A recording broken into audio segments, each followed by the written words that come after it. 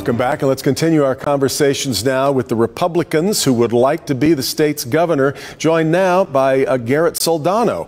Garrett, really good to have you on the program, and as I mentioned off the top earlier with Tudor Dixon, I think my job here is to help Republican voters distinguish between the Republican candidates right now. So we know that there are a lot of things that you all agree on, and one of those is guns, but given what happened this past week in Detroit, I do want to start with your thoughts on what we can do to stem the tide when it comes to gun violence in America, which right now is an everyday horrible occurrence.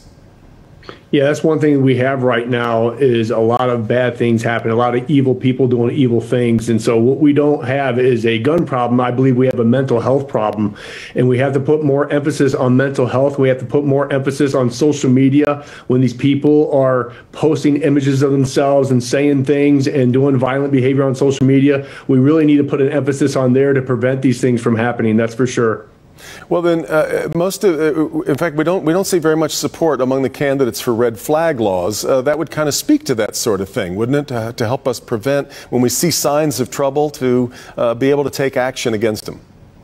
Well, the problem with the red flag laws is who's going to be enforcing these, especially with the judicial system. And we're all finding out now that these judges, hey, some of them aren't basing what the law says. Some of them are basing off their own political belief systems, and that's unfortunate.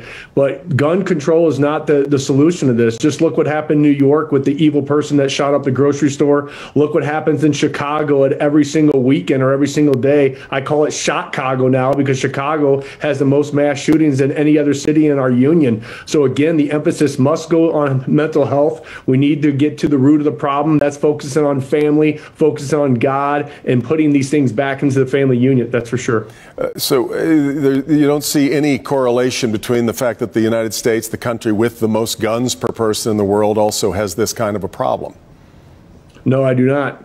I still feel that we have a mental health problem.